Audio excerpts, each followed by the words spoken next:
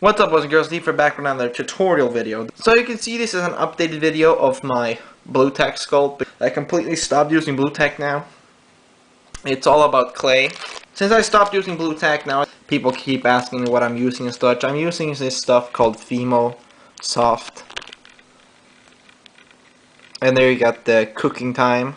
There it says 30 minutes max, but I mean I baked it over, I would say, a total of an hour with my sculpt because I have to keep taking in and out to build onto it, so you know.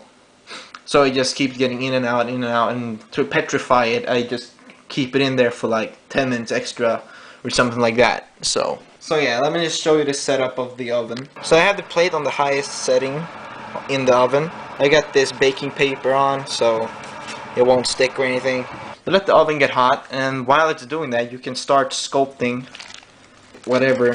When you buy Fimo clay, when it's new, it's very soft. It's a little bit too soft, I would say, but it could help for a couple of things. But most of the time, I put it out of the bag, put it in a Ziploc bag, a separate Ziploc bag, like this. See, I got some piece of clay in there already, and it just gets harder over time, and you can just work that to make it soft again, but it can never really go back to being the softness that it was. But you know, you can at least make it pretty soft, and it's very easy to work with, which is good. As you can see right here, this one was just a kind of a, this piece was a pretty chunky, really hard, and right now I worked on it. It's pretty soft now, so I'm just gonna show you how to do this.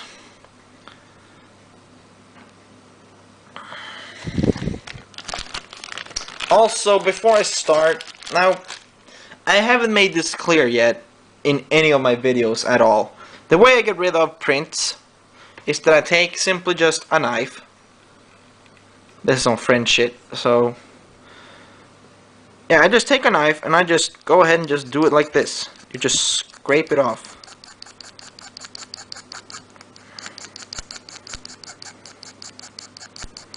I do this on all prints. I do it on faces, legs, arms, whatever. Because to be honest, primers, the primers I've tried, they just don't work for me. They really don't work. The paint does not get applied easier. Just by doing this, it gets applied easier because you destroy this, the protective barrier, you could say, so it gets directly on the plastic. So that's why it sticks better. And yeah, as I said, same goes for the heads and everything. So you know, you can just go ahead and do it like this. You know, it's just a thin layer you're scraping off. It's not anything major, so it's very easy and it works very well. So there you have it. That's the way I do it. So when it comes to sculpting, the usual tools I use is just simply a knife. You could use an X-Acto knife, whatever you got, and just a really sharp and thin knife, I would say. Anything to sand down. This is a nail file. As you can see, it's got a rougher side and then you got a lighter side, so it's very good. And you might have to cut some pieces, so just a pair of scissors. I would suggest nail scissors because they are, you know, bent and they're very small, so very good for this kind of work. So just to give you the basic idea of how I do sculpts, first of all, I'd say always use this kind of hairpiece because it just gives so many options. You can sand it down or whatever. You can cut the front piece like I usually do, especially when you got the nail scissor, because it's just so much easier to just cut it because it's curved. So it gives a nice curve like this. That's how you get. That's how I got this. That's how it turned out like this for it to. That's just simply by sanding it down and cutting it. So there you go. Anyway, you just take the character you want to do, and I usually say start from the back because the back isn't really that important, to be honest. And you could always just, and it's just that you can cover up so much by just doing the back first. You can just cover up this entire piece like this, because that's usually what I work with, is that I work with the back till I get around here by the ear. So that's where I usually end up with the sculpt from the back, and the rest will be for the bangs. So it gives quite a lot of options to work on. So it's pretty good to work on that first. And usually when I work on the back, I do this. Depending on how spiky or whatnot, how detailed it is, it can vary from really annoying to like, can vary from annoying to super annoying. Well, let's just show you right here. You know, I just roll them till I get some spikes going, because that's what usually anime characters have. So just roll these in, and just to remind, also I'd say wet the sculpt, either with saliva or water. I usually have a cup of water when I paint and such. But yeah, you just apply it to the head, because the clay gets very stuck to things. Not too sticky, but it can be annoying if you worked on it and then just doesn't come off. It's kind of annoying. So, kind of like this is how I start off sculpts, from the back. And you could also, I usually dip the knife in water and then just try to put the water inside under it, like this. Make the water drops come under it. And then usually, depends on what angle is the best, but usually I go from the bottom. When I cut this off like this, these aren't really combined together. You will have to, like, I would say saliva is better for combining the clay together. You know, just take some on your finger and you just stroke it, like, so it gets really smooth surface and they fuse together.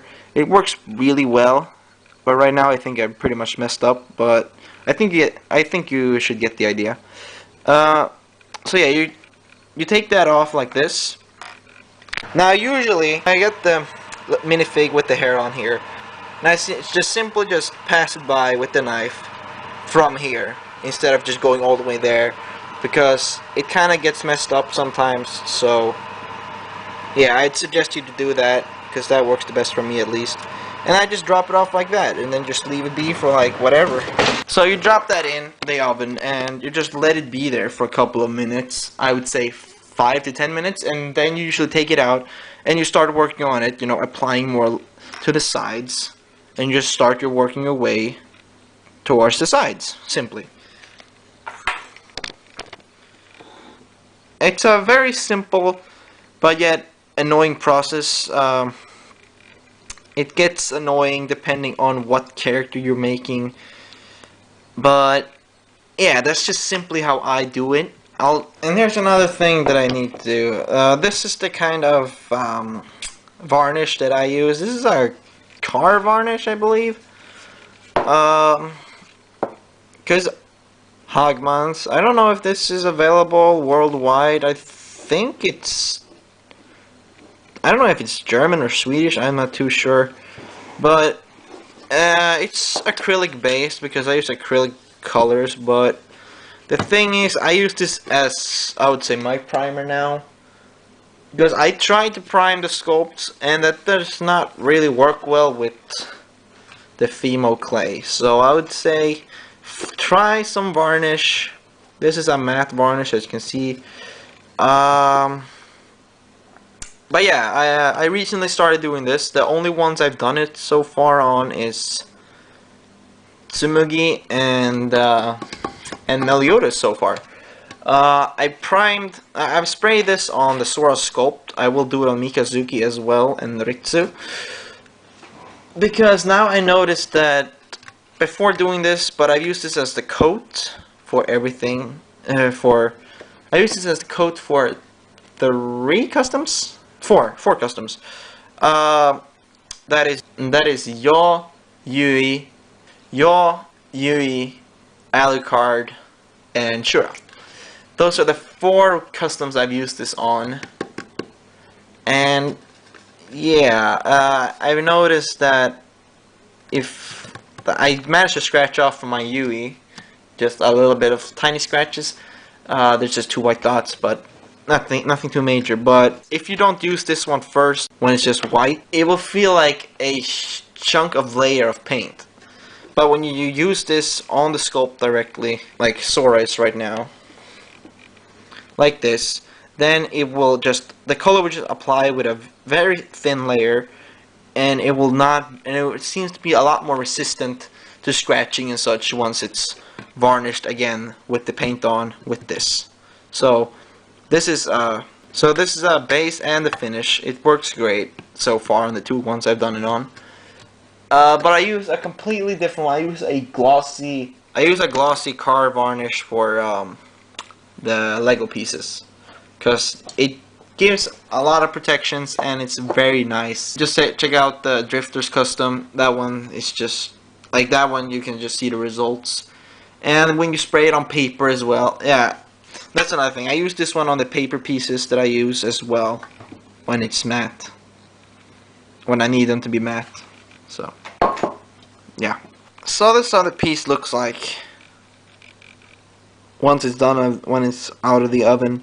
It's petrified a little bit. It's been like 5 minutes or so.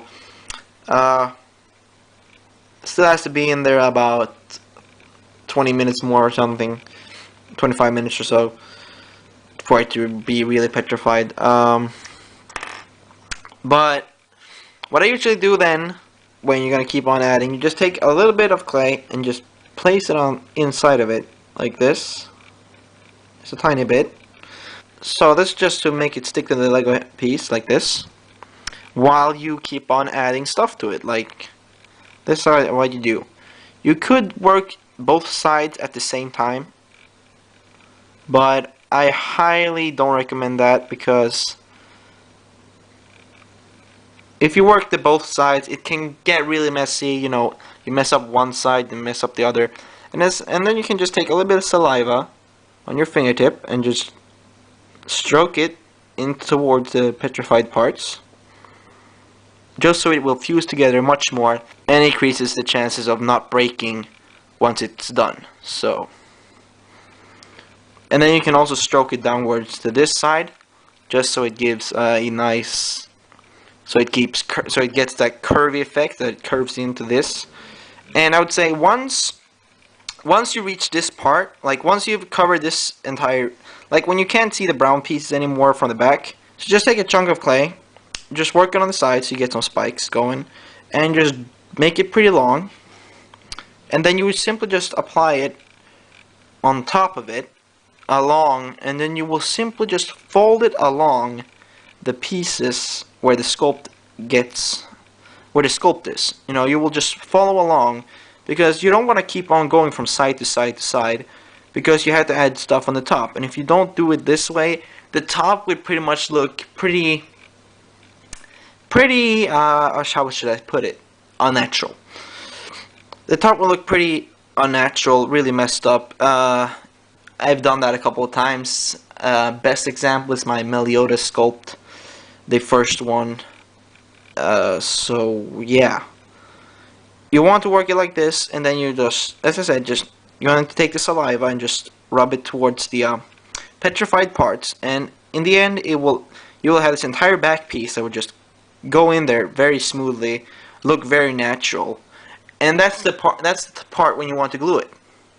Once you finish with the half of this, that's when you want to glue it to the sculpt, and then you can start working on the rest. It's just a very great way to, you know, it's just a very great opportunity when you have finished this entire back piece. Also, these petrified parts, you know, you can keep on adding stuff on top of them. So, you know, if you want more layers, you can do that. So it works. So if you want more spiky layers and such, you can just add that on top of the petrified parts. It works very well. And then, just as I said, just put some saliva on it and stroke it, and it will stick onto it much better. So that's pretty much all there is to it. Like, I can't really explain it much clearer than that. And making a custom takes time, and I'm not gonna do that over a video, because Frankly, as you can see, I have bad lighting and I don't have an HD camera, so this just have to do so far. But who knows, in the future, in a different house with a different camera, who knows. Thank you guys for sticking through this really boring ass video. I hope you learned something, because I'm not a good teacher, so yeah. Thank you guys for watching. Please subscribe, comment, tell what you think, and I'll see you guys next time. Bye.